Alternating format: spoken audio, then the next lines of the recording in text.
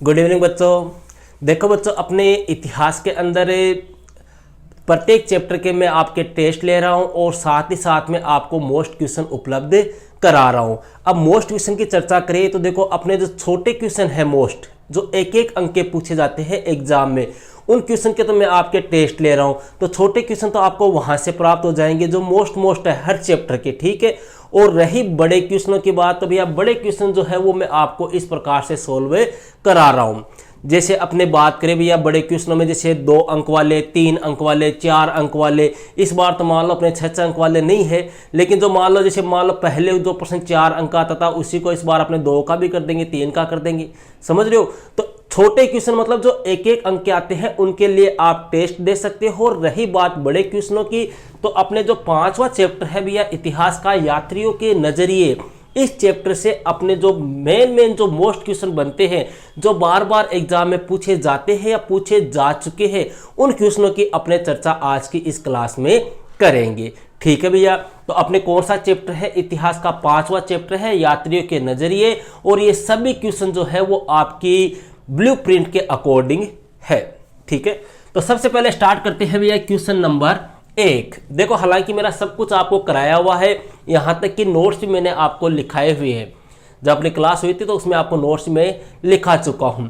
सबसे पहले बात करते हैं भैया, पहला क्वेश्चन, अलबरूनी की कृति मतलब रचना किताब उल हिंद को एक विस्तृत ग्रंथ क्यों माना जाता है, ठीक है। इसी क्वेश्चन को भैया घुमा के देखो। अब मैं आपको क्वेश्चन बता रहा हूं, क्वेश्चन यही है, बस इनकी लैंग्वेज घुमा के आपको पूछ लेगा, फिर आप क्या हो जाते हो, कंफ्यूज हो जाते हो। अब ये क्वेश्चन है भैया, इसी क्वेश्चन को अपने कैसे भी घुमा के पूछ सकते हैं कि अलबरूनी जो था उसने अपनी यात्रा में किन का वर्णन किया, ठीक है, या अलबरूनी की किताब उल हिंद के ऊपर एक टिप्पणी लिखी है या लेख लिखी है, क्लियर है, या अलबरूनी ने भारत में जो देखा उनका उल्लेख जो है उसने किताब उल हिंद में किया। क्या आप इस कथन से सहमत हो? अगर हाँ तो क्यों? कैसे भी आपको क्वेश्चन पूछ सकता है, इसलिए आपको थोड़ा सा ध्यान रखना है। तो पहला क्वेश्चन हो गया भैया, अलबरूनी की कृति किताब उल हिंद को एक विस्तृत ग्रंथ क्यों मानाता है। अब सबसे बड़ी दिक्कत तो ये आती है, गुरुजी अलबरूनी था कौन?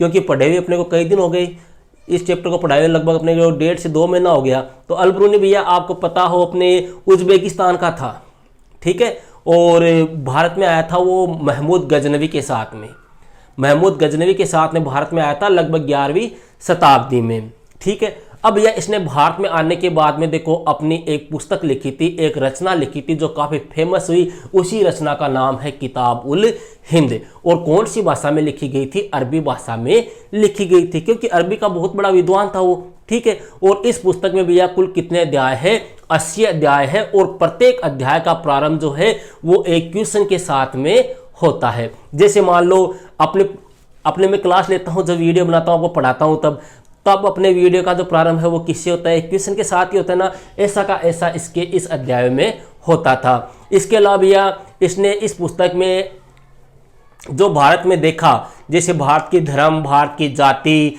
भारत के संप्रदाय, भारत के त्योहार, प्रथाएं, रीति रिवाज, सामाजिक, आर्थिक, धार्मिक जीवन, यहाँ के बाजारों में मापतोल व्यवस्था, भार व्यवस्था, इन सब का इसने क्या किया है? उल्लेख किया है। इसलिए इसे एक विस्तृत ग्रंथ माना जाता है। इस प्रकार से भैया आपको आंसर देने हैं। सेकंड क्वेश्चन भैया देखो, कई स्टूडेंट क्या करते हैं, जैसे ही मैंने ये क्वेश्चन दिए और इनका स्क्रीनशॉट लिया, बस अपने आप फिर पढ़ने लग जाते हैं। फिर कहते हैं कि गुरुजी एक उत्तर तो बना रहे हो नहीं, गुरुजी एक उत्तर किया करा। अरे तो भैया कम से कम थोड़ा सा, अगर मैं आपके लिए इतनी मेहनत कर रहा हूं तो क्या आप 10 से 5 मिनट का वीडियो नहीं देख सकते क्या? फिर आप कमेंट करते हो कि गुरुजी एक उत्तर बताओ किया करा। जब मैं आपका आंसर नहीं देता हूं तो फिर आप कहते हो कि सर आंसर नहीं दे रहे हैं, सर को घमंड आ गया, वो आ गया। अरे किस चीज का घमंड भाई? कोई घमंड नहीं है, कुछ नहीं है, लेकिन आंसर में तब दूं जब आपको कोई नई चीज आप मेरे से पूछ रहे हो। यहां पे मैं आपको बता रहा हूं और उसी चीज को आप मेरे से फिर टेलीग्राम पे पूछ रहे हो, कमेंट में पूछ रहे हो, तो मैं कितनों को आंसर दूंगा? अगर मान लो मैंने कोई चीज नहीं पढ़ाई है और उससे संबंधित अगर आप कोई चीज पूछते हो कि गुरुजी ये आपने पढ़ाया नहीं, इस प्रकार का एक क्वेश्चन आप बताओ, तो आप मेरे को कह सकते हो कि सर आपने ये बताया भी नहीं और हमें पढ़ाया भी नहीं। अब यहाँ पे भी ये सारे क्वेश्चन करवा दिए, फिर आप में से कोई पूछेगा गुरुजी ये किताब उल हिंद कौन सी भाषा में लिखी थी? अरे तो 10 बार तो बता चुका, एक ही बात को कितनी बार बताऊं? इसलिए मैं नहीं बताता। ये आज की बात है भैया, आपने 2-3 कमेंट आए थे मेरे पास में कि गुरुजी सीटीबीटी को पूरा नाम क्यों हुए। अरे तो सीटीबीटी वाला जो चैप्टर है उसको देखो ना आप। गुरुजी एक बार संध्या का पूरा नाम वापस बताओ, सीटीबीटी, एलटीबीटी। अरे तो बता चुका हूं यार, क्या बार बार मैं यही बताऊंगा क्या? समझ रहे हो मैं क्या कहना चाह रहा हूं? ठीक है। सेकंड क्वेश्चन है भैया जाति व्यवस्था के संबंध में। ठीक है, किसका वर्णन करना है? अलबरूनी के विवरण का वर्णन कीजिए। मतलब अलबरूनी जो था भैया, उसने भारत में जो जातियां देखी उनका वर्णन किसने किस प्रकार से किया? तो भैया अलबरूनी जो था उसने भारत में जो जातियां देखी उन जातियों को एक प्रकार से उसने फारस के अकॉर्डिंग तुलनात्मक अध्ययन किया कि भारत जो है, भारत में भी क्या थे, सामाजिक वर्ग बने हुए थे। भारत का समाज जो था वो 4 वर्गों में विभाजित था। जैसे भारत में अपने ब्राह्मण थे, क्षत्रिय थे, वैश्य थे, शूद्र थे। ठीक है, तो अलबरूनी ने कहा कि जैसा सिस्टम भारत में है ना, वैसा सिस्टम अन्य देशों में भी है। जैसे फारस का उसने उदाहरण दिया। उसने कहा कि फारस में भी कितने वर्ग है भैया? 4 वर्ग है। उसने बताया कि फारस में जो पहला वर्ग है वो है घुड़सवार का वर्ग या शासक का वर्ग। ठीक है, दूसरे वर्ग में उसने बताया भिक्षु, पुरोहित वगैरह इनका वर्ग। तीसरा वर्ग जो था उसने बताया कर्षक और शिल्पकारों का वर्ग था। चौथा वर्ग उसने बताया कि जो खगोल शास्त्री है, चिकित्सा शास्त्री है, उनका वर्ग था। और सभी वर्ग के लोग जो है वो अपने अपने उत्तरदायित्व को क्या कर रहे थे? पालन कर रहे थे। इस प्रकार से आपको इसका उल्लेख करना है। क्वेश्चन नंबर 3 भैया, इब्न बतूता। देखो एक कमेंट और भैया, कई स्टूडेंट कह रहे हैं कि गुरुजी थे ए प्रश्न बताओ जखा मैं डेस वर्क में याद कर लिया है, पासबुक में याद कर लिया है। देखो मैं आपको नोट्स लिखा चुका हूं, वहीं से ये क्वेश्चन बने हुए हैं। पहली बात तो ठीक है। रही दूसरी बात, अगर आप चाहते हो कि गुरुजी माने सीधो मिल जाए तो मैं यहाँ पे बता भी रहा हूँ, यहाँ से भी कर सकते हो आप। या फिर आप चाहो तो आप कोई डेस वर्क, पासबुक या कोई और जो भी मैटर, पर्सन बैंक वगैरह जो भी है, कहीं से भी याद कर लो, लेकिन आपको ये क्वेश्चन याद होने चाहिए भैया। सीधी सी बात ये है। आपको ये मिल जाएंगे, डेस वर्क में मिल जाएंगे या पासबुक में मिल जाएंगे, कहीं ना कहीं मिल जाएंगे, क्योंकि 2-3 क्वेश्चन ऐसे हैं जो मेरे बनाए हुए हैं, बाकी लगभग क्वेश्चन आपको मिल जाएंगे। ठीक है, तो आप कहीं से भी आपकी इच्छा के अकॉर्डिंग याद कर सकते हो, लेकिन बेटर रहेगा अपने नोट से, क्योंकि नोट्स में भैया मैंने एकदम सिंपल साधारण लैंग्वेज लिखाई है। अब जैसे मैं इनके आंसर करा रहा हूँ तो आपको एक साधारण लैंग्वेज में करा रहा हूँ, तो आपकी इच्छा है, जैसा आप उचित समझो वैसा आप कर सकते हो। मेरा काम है आपको महत्वपूर्ण प्रश्न उपलब्ध कराना, याद करना भैया आपका काम है। मैं आपको रास्ता दिखा सकता हूं, रास्ते पर चलने के लिए साधन उपलब्ध करा सकता हूं, लेकिन मंजिल भैया आपको ही प्राप्त करनी पड़ेगी। मैं आपकी हेल्प कर दूंगा पूरी, लेकिन मंजिल आपको ही प्राप्त करनी पड़ेगी, ये ध्यान रखना। क्वेश्चन नंबर 3 है भैया, इब्न बतूता ने दास प्रथा के संबंध में दिए गए साक्ष्यों का उल्लेख कीजिए। इब्न बतूता, अब पहली बात तो ये ध्यान होनी चाहिए कि गुरुजी इब्न बतूता था कौन? भैया ये आया था अपने मोरक्को से, अफ्रीका।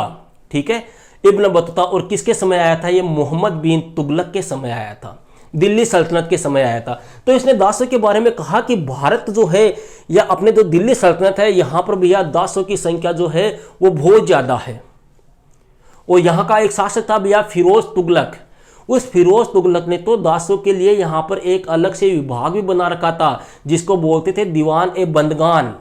ठीक है, इसने इब्न बतूता ने बताया कि यहां पर भैया अपने प्रचुर मात्रा में एक प्रकार से दास थे, और जैसी दास व्यवस्था यहां पर थी वैसी उसने अन्य कोई देशों में नहीं देखी। ये स्वयं भी जब आया था भैया किससे मिलने? मोहम्मद बिन तुगलक से। तो मैंने आपको बताया था कि ये जब स्वयं आया था तो इसने भी भैया मोहम्मद बिन तुगलक को दास, घोड़े और ऊंची चीजें या वस्तुएं जो है वो क्या की थी? भेंट की थी। ठीक है, इसके अलावा भैया इब्न बतूता ने बताया कि जो दास होते थे वो एक प्रकार से क्या काम करते थे? घरेलू कार्य करते थे या मेहनत वाला काम करते थे। मेहनत वाले कामों में जैसे डोली उठाना, पालकी उठाना, इस प्रकार के कार्य जो है वो यहाँ पर अपने दासों के माध्यम से करवाए जाते थे। इस प्रकार से इसने दास प्रथा का क्या किया है? उल्लेख किया है। क्वेश्चन नंबर 4 भैया, इब्न बतूता ने भारतीय शहरों के संबंध में जो लिखा उस पर प्रकाश डालिए। देखो सीधा क्वेश्चन, इसी क्वेश्चन को अपने घुमा के ऐसे दे सकता है कि इब्न बतूता ने भारत के कौन से 2 शहरों का विस्तार से उल्लेख किया है, या इसी क्वेश्चन को घुमा के ऐसे दे सकता है कि इब्न बतूता ने दिल्ली के बारे में क्या कहा, या इसी को ऐसे पूछ सकता है कि इब्न बतूता ने दिल्ली को सबसे बड़ा शहर बताया, उल्लेख कीजिए। कैसे भी आ जाए भैया आंसर एक ही है। समझ रहे हो, ये कान है, चाहे आप इधर से घुमा के पूछ लो, चाहे इधर से पकड़ लो, चाहे इधर से पकड़ लो, चाहे नीचे से हाथ लेके ऐसे पकड़ लो, किधर से पकड़ लो, पकड़ना ये कान ही है। समझ गए। तो आपका मेन पहला देखो, हिस्ट्री में और पॉलिटिकल में ये खास बात ध्यान रखना भैया, हिस्ट्री और पॉलिटिकल में जो क्वेश्चन आएंगे वो सारे आपने पढ़े हैं, सारे आपके नज़रों के सामने आए हैं। बस यहाँ पर 5 से 7 क्वेश्चन ऐसे आते हैं जिनकी लैंग्वेज अपने को समझ में नहीं आती, कि अगले ने पूछा क्या है यही समझ में नहीं आता, अपने उत्तर तो बाद में करें, अपने यही समझ में नहीं आता कि अगला पूछ क्या रहा है। तो इसको थोड़ा सा आप समझने की कोशिश करो, क्वेश्चनों को आप देखो, उनको सोल्व करो, ताकि धीरे धीरे फिर आपका ऑटोमेटिक ही इस प्रकार से सेट हो जाएगा, आप आसानी से क्वेश्चन को सोल्व करने लग जाओगे। तो भैया अब इब्न बतूता ने भारतीय शहरों के बारे में क्या कहा, इसने कहा था कि भैया भारत के जो शहर है वो एक प्रकार से घनी आबादी वाले शहर थे, बड़े शहर थे, समृद्ध शहर थे, और दिल्ली को भैया उसने भारत का सबसे बड़ा शहर बताया था, सबसे ज्यादा जनसंख्या वाला शहर इसको दिल्ली को बताया था। इसके अलावा भैया महाराष्ट्र का एक शहर था जिसका नाम था दौलताबाद, उस दौलताबाद को भी भैया इसने दिल्ली के समकक्ष बताया था, कि जिस प्रकार से दिल्ली बड़ी है उसी प्रकार से कौन सा शहर बड़ा है, दौलताबाद भी है। इसने कहा कि भैया शहर जो थे यहाँ के वो अपने एक प्रकार से वस्तुओं के क्रय विक्रय के लिए नहीं थे, यहाँ पर सामाजिक और आर्थिक गतिविधियां भी होती थी, तथा जितने भी बाजार थे भैया उन बाजारों की एक खास बात है कि हर बाजार में एक मंदिर था और हर बाजार में एक मस्जिद थी। ये लो साहब, इस प्रकार से वर्णन करना है, सिंपल सी लैंग्वेज में करना है। यही आंसर आप पासबुक में से देखोगे, डेस्क वर्क में से देखोगे तो गुरुजी मांग तो समझ में कोई नहीं आयो। ठीक है। इब्न बतूता ने भैया नारियल और पान का उल्लेख किस प्रकार किया है। ठीक है, ये अभी जैसे अपने हाफ इल्म में आया था एक क्वेश्चन अपने सिक्कर में।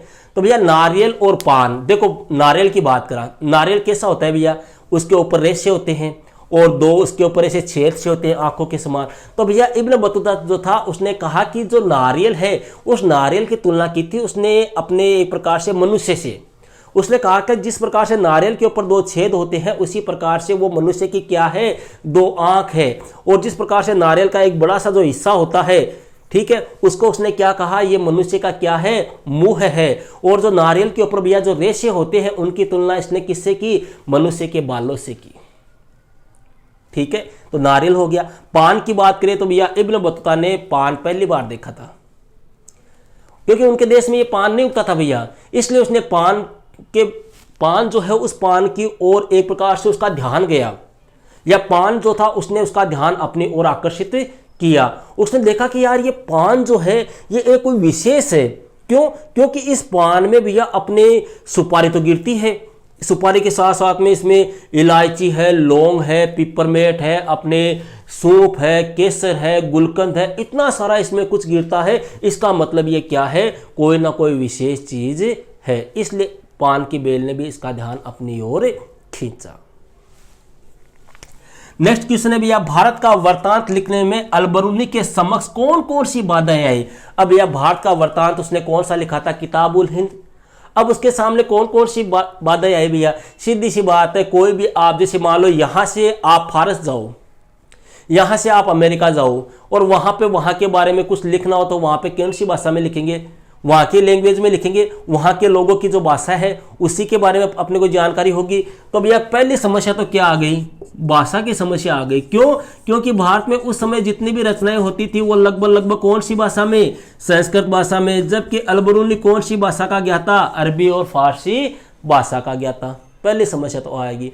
दूसरी, यहाँ की जो धार्मिक अवस्थाएं थी, यहाँ के जो रीति रिवाज थे, यहाँ की जो प्रथाएं थी, उनको समझने के भी एक प्रकार से उसके सामने कई प्रकार की बाधाएं आई। अपने यहाँ के धार्मिक रीति रिवाजों को, यहाँ की प्रथाओं को, यहाँ के अपने परंपराओं को समझने के लिए उसने जो अपने 4 वेद है भैया, उन 4 वेदों का अध्ययन किया। इसके अलावा जो ब्राह्मण ग्रंथ है उन ब्राह्मण ग्रंथों का क्या किया, अध्ययन किया। तो समस्या पूछे तो भाषा की समस्या है, धार्मिक अवस्थाओं की समस्या थी, अपने रीति रिवाज प्रथाओं इनकी समस्या थी। क्लियर है। क्वेश्चन नंबर 7 है भैया, इब्न बतूता भारत की डाक प्रणाली की कार्य कुशलता देखकर अचंभित क्यों हुआ। मतलब इब्न बतूता ने भारत की डाक व्यवस्था को देखा तो वो अचंभित हो गया, आश्चर्यचकित हो गया। क्यों हुआ, या इसी क्वेश्चन को सीधा पूछ ले भैया, इब्न बतूता ने भारत की डाक प्रणाली का किस प्रकार से उल्लेख किया है, तो एक ही बात है। तो भैया वो अचंभित क्यों हुआ था, देखो अचंभित इसलिए हुआ था, उसने देखा कि यार भारत की जो डाक व्यवस्था है वो काफी उन्नत है, काफ़ी कुशल है। उसने बताया कि सिंध से दिल्ली आने में 50 दिन का समय लगता है, ठीक है, लेकिन यहाँ अपने सुल्तान के पास जो है वो सिंध से दिल्ली सूचना पहुंचाने में गुप्तचर जो है वो मात्र 5 दिन का समय लेते हैं। इस कारण से वो अचंभित हुआ कि ऐसा इनके पास में क्या यंत्र है, ऐसी इनकी क्या व्यवस्था है कि इनके पास में 5 दिन में सूचना पहुंच जाती है। इन बातों से वो क्या हुआ, अचंभित हुआ। इसने बताया कि यहाँ पर जो भी डाक व्यवस्था थी, यहाँ पर जो यातायात के साधन थे या सड़कें जो थी, वहाँ पर जगह जगह सराहें बनी हुई थी, वहाँ जगह जगह विश्राम घर बने हुए थे। और यहाँ की डाक व्यवस्था को इसने 2 भागों में बांटा था भैया। एक तो थी अश्व डाक व्यवस्था और दूसरी थी भैया पैदल डाक व्यवस्था, ठीक है। अश्व तो आप जानते हो घोड़े के ऊपर, और पैदल जो होती है वो अपने पैदल ही होती है भैया, 11 नंबर की गाड़ी, ठीक है। यहाँ पे एक चीज ध्यान रखना, इसने पैदल डाक व्यवस्था को भैया दावा कहा था, दावा, ये आपको ध्यान रखना है, ठीक है। अंतिम क्वेश्चन है भैया, बर्नियर द्वारा की गई पूर्व और पश्चिम की तुलना को उल्लेख कीजिए। बर्नियर ने भैया अपनी पुस्तक लिखी थी travels in Mughal empire. France का ये रहने वाला था, अपने शाहजहां इनके समय यहाँ पर आया था, और इसने भारत में जो कुछ भी देखा उनकी तुलना किसके साथ में की थी, पश्चिमी यूरोप के साथ में या यूरोप के देशों के साथ में की थी। कौन कौन सी तुलनाएं की थी वो मेरा आपको नोट्स में लिखाया हुआ है, ठीक है। तो ये थे भैया अपने इतिहास के 5वां जो चैप्टर है यात्रियों के नजरिए। इस चैप्टर के 2 अंक, 3 अंक, 4 अंक, 5 अंक, 6 अंक, जो भी मान लो आप, मतलब 1 अंक वाले क्वेश्चनों को छोड़ दो, उसके बाद में जो भी अन्य महत्वपूर्ण क्वेश्चन है वो। अब यहां पर देखो कई स्टूडेंट कमेंट करते हैं कि गुरुजी अनगाडा रटलिया ए आवला के, भैया ये तो कोई भी नहीं कह सकता, कोई भी नहीं कह सकता कि ये आएंगे क्या, लेकिन इस पार्ट का अगर अपने निचोड़ निकाले, इस पार्ट से अगर अपने अच्छे अच्छे क्वेश्चन कलेक्ट करें तो वो ये है। और आप पीछे के पेपर उठा के देख लो, लगभग यही क्वेश्चन रिपीट हो रहे हैं, ठीक है। तो मिलते हैं फिर एक नेक्स्ट वीडियो में नेक्स्ट टॉपिक के साथ। That's all.